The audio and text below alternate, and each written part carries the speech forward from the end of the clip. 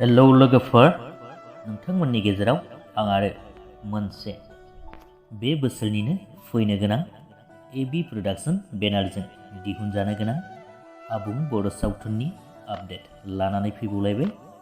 बे सावथुनानो जादों बर'नि बड'फा उपेन्द्रनाथ ब्रह्म सार बिथांजों सोमोन्दो गोनां एबा बिथांनि सायाव आधारि लिडिं द वे मुंनि डकुमेन्टारि फिल्म एबा सावथुन फैगासिनो दङ।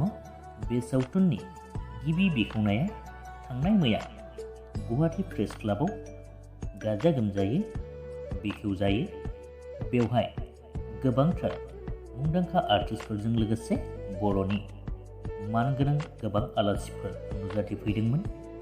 बिथांमोनानो जाहैबाय थरेन बर' सार, प्रेसिडेन्ट अफ बर' साहित्य सभा, लोगोसेनो डक्टर अनजालि दैमारी मेम आरो डाइरेक्टर बिथां जगजित सिंह, लोगोसेनो फावखुंग्रि करिश्मा बर' आरो मुंदांखा मेथाइ रोजाबगिरि लोगोसेनो फावखुंग्रि बिथां आनाया ब्रह्म बिथांमोनहा लोगोफोर।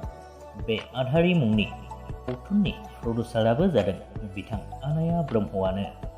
बिथांमोनहा बे सावथुननि शुटिंखौ जागायसिगोन आरो बे सावथुनखौ बे बोसोरावनो थाबैनो नुनो मोनगोन होननानै बिथांमोनहा फोरमायहरदों।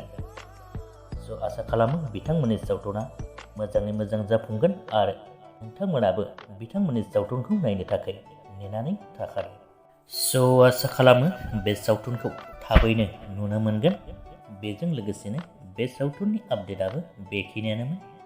भिडिअखौ नायनानै मोजां मोनोब्ला लाइक खालामदो, लोगोसेनो चेनेलखौबो साबस्क्राइब खालामनानै लादो। गोजोन्थों।